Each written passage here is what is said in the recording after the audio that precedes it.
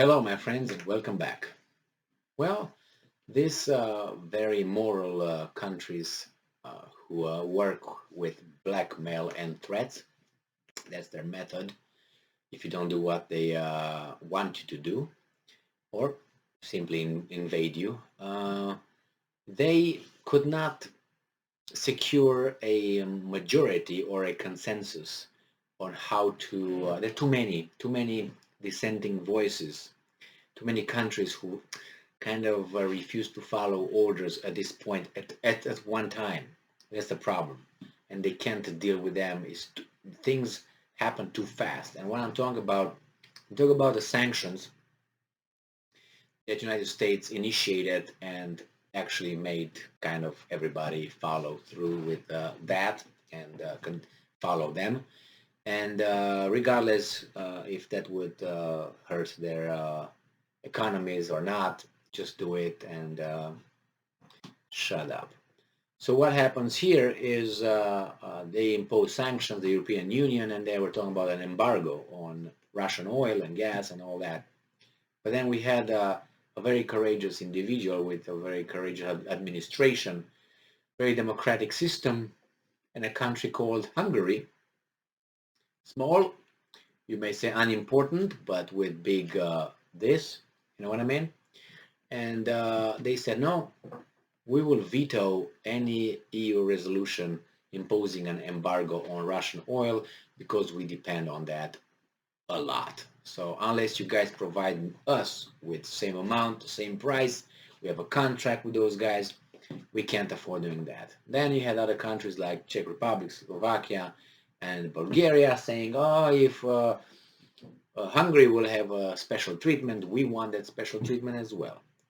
So there are like four countries in 1 second, and then it was Germany who said, what can you do? And then it was Italy who said, maybe we can't do an embargo, maybe we can pay rubles for a while, like 50,000 years from now. I don't know. The problem is the boss, who sees so many destructions and like a little revolution in the club, says, okay, you know what? Oh, plan C right now. Plan B did not work.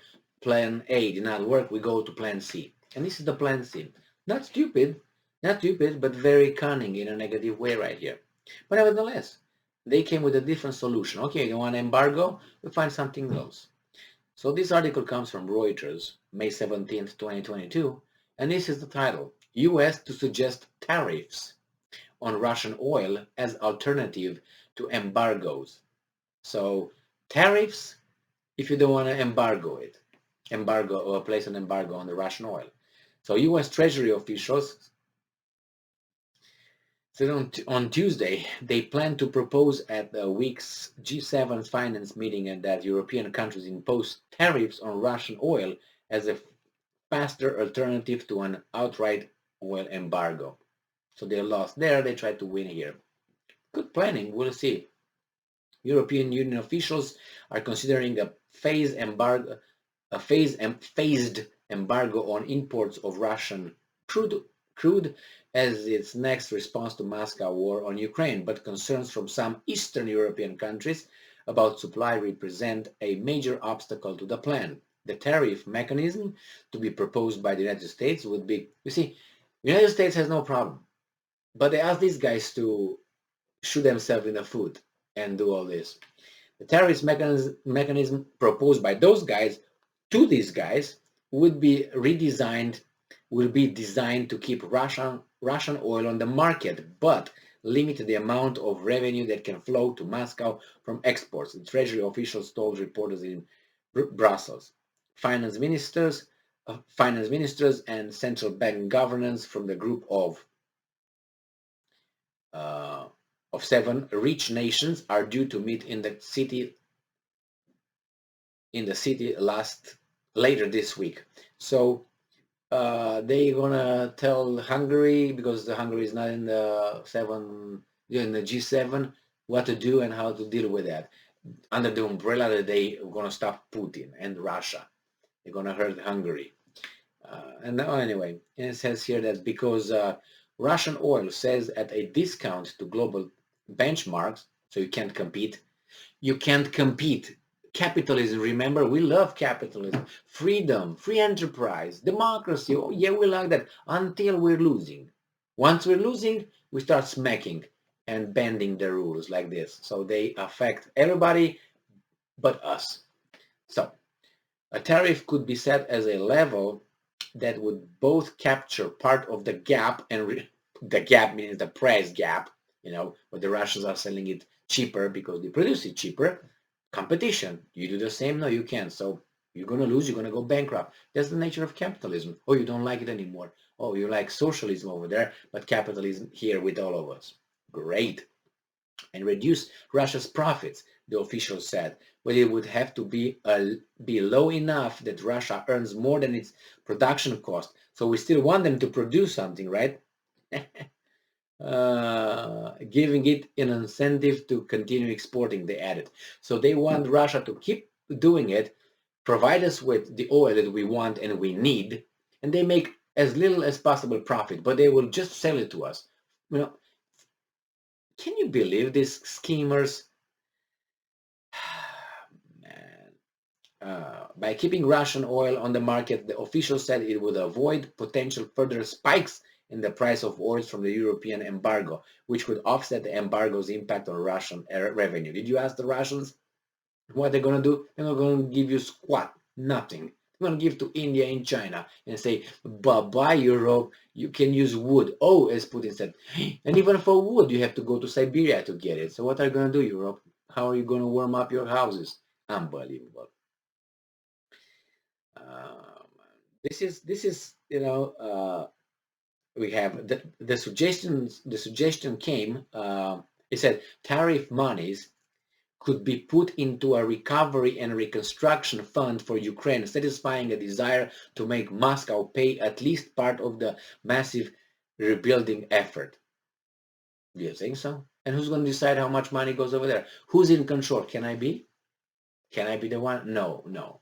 There are going to be some people saying this much goes over there. Going to be some profiteers going to use it to reconstruct. Remember Halliburton, how it reconstructed Iraq? And who was on that board at one time? Dick Cheney. Jesus Christ, people. Memory is not that short for some. So the suggestion comes after G7 leader Mario Draghi of Italy, Prime Minister, last week brought up the idea of forming a cartel of oil buyers to help limit prices during a meeting with US President Joe Biden. So I hear the economists that you have to leave the market set the price. And the freer the market is, the real and the reality would be, and the healthier an economy would be. When you start imposing tariffs and you start imposing rules and regulations, then you artificially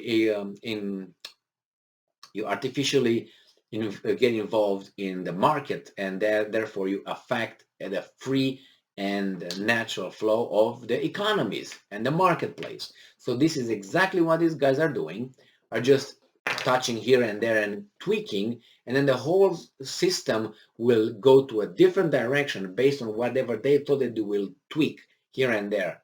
Okay, you try to do that with Russia. Maybe Russia doesn't want to sell you anything. Did you think about that? Why would they do that? Because they're going to earn this much profit? Maybe they don't want to do that. Maybe they want to say, you know what? We don't want to do that. We just keep it for ourselves. We just burn it in the back of our yards. Or sell it to Russia, to India, which increased how many percentage of its imports from Russia, or China, right? It's unbelievable. But we'll see. These economists and these schemers, I don't know what. I think therefore they are for their own little interests at under the umbrella of um, morality and helping people and who's right and who's wrong and so on. Just small interests, small people with a lot of money though. Thank you very much for being with me again today. Stay strong, stay smart, look for the truth, and be just. See ya.